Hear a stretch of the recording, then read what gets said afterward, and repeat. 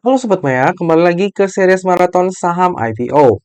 Nah, di video kali ini kita akan membahas tentang saham IPO CRSN.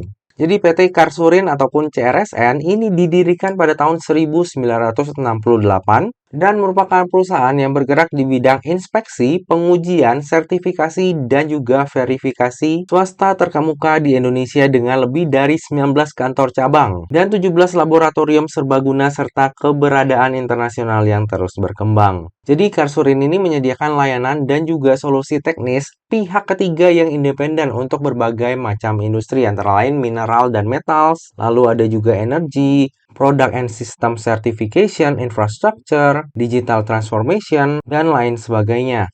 Beberapa pelanggan dari Karsurin adalah sebagai berikut ya, ada Pertamina, Elnusa, Indosemen, Kideko, Unilever, Saka Energy, dan juga Medco INP Indonesia.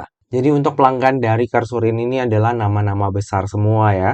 Lalu berikut adalah track record dari Karsurin. Jadi semenjak didirikan di tahun 1968, Karsurin ini udah terus berkembang dan makin gede ya Sobat Maya. Hingga di tahun 2023 ini akan segera IPO.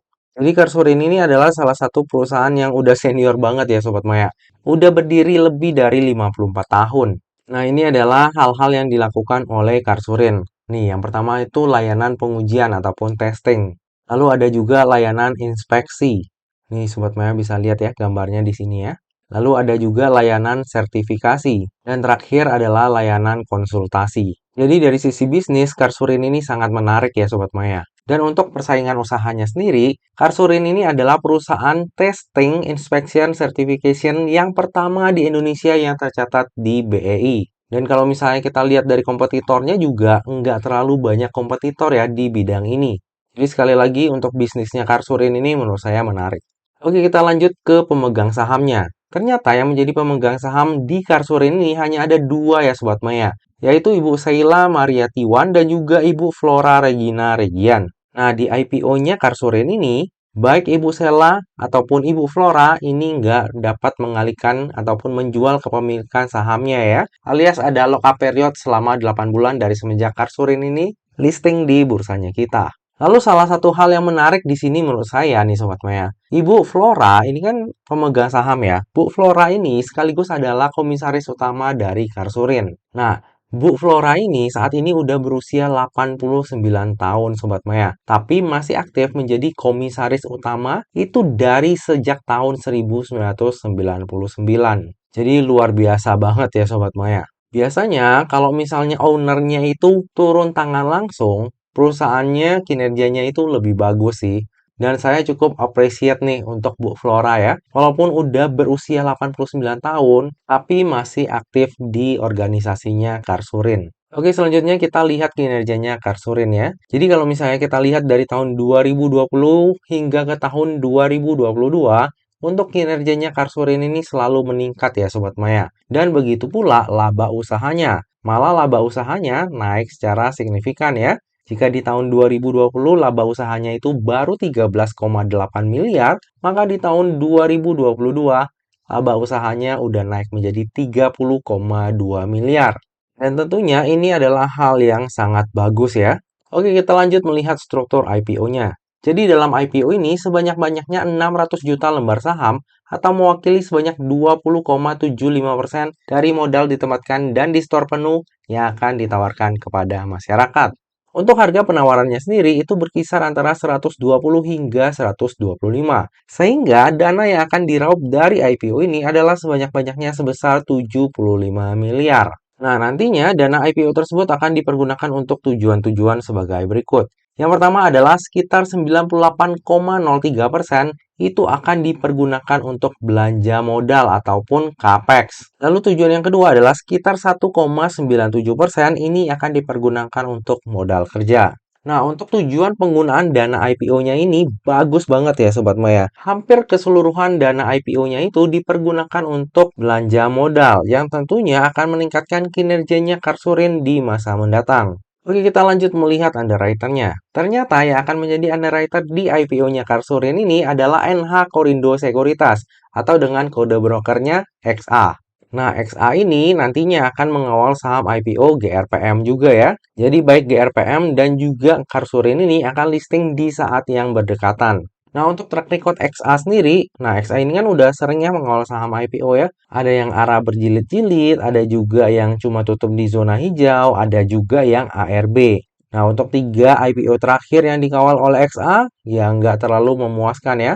PEC, ini 2 kali ARB, King ARB, dan PTMP ditutup di zona hijau. Nah, kalau PEC dan King ini adalah papan akselerasi ya, sementara untuk PTMP ini adalah papan pengembangan. Nah, mari kita nantikan ya Sobat Maya untuk sepak terjangnya XA di IPO-nya Karsurin ini. Lalu kita lanjut melihat laporan keuangannya. Kalau misalnya kita lihat dari sisi aset, asetnya ini selalu meningkat ya dari tahun ke tahun Sobat Maya. Sementara untuk dari sisi liabilitasnya cenderung agak turun di tahun 2021 dan naik sedikit di tahun 2022.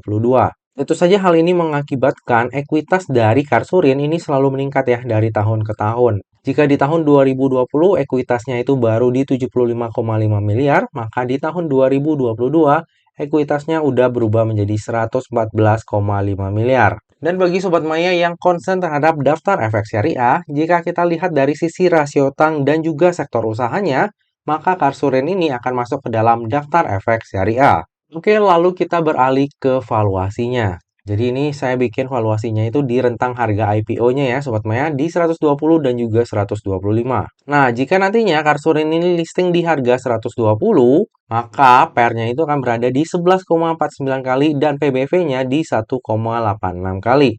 Dan market cap-nya berada di 347 miliar. Sementara jika Kasurin ini listing di harga tertingginya yaitu di harga 125, maka PER-nya itu akan berada di 11,97 kali dan PBV-nya di 1,91 kali. Sementara market cap-nya berada di 361,5 miliar. Dari sisi valuasi, valuasinya Karsur ini tergolong murah ya Sobat Maya untuk ukuran saham IPO.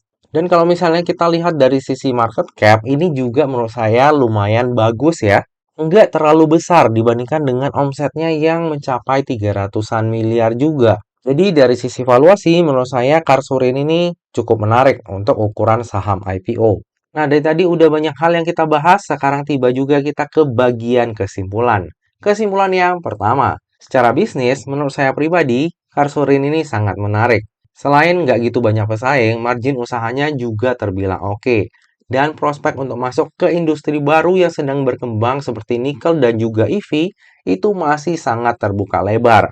Dalam artian, revenue dan juga laba bersih dari Karsurin itu mungkin aja semakin meningkat di masa mendatang. Kesimpulan yang kedua, valuasi dari Karsurin ini cenderung murah ya untuk ukuran saham IPO. Untuk tujuan penggunaan dana IPO-nya juga sangat bagus. Hampir keseluruhan dana IPO-nya dipakai untuk belanja modal atau CAPEX yang tentu saja akan meningkatkan kinerjanya Karsurin di masa mendatang. Kesimpulan yang ketiga, underwriter dari IPO-nya Karsurin adalah XA. Nah, XA ini cukup sering ya mengawal saham IPO, dan saham IPO yang dikawalnya pun bervariasi. Ada yang arah berjilid-jilid, ada juga yang ditutup di HRB. Nah, mari kita lihat ya nanti sepak terjangnya XA di IPO-nya Karsurin ini. Kesimpulan yang terakhir, saya sendiri akan memanfaatkan momentum IPO ini untuk mendulang cuan. Dari sisi bisnis, saya rasa Karsurin ini menarik ya, bahkan sangat menarik. Lalu dari sisi valuasi juga cenderung murah ya untuk ukuran saham IPO.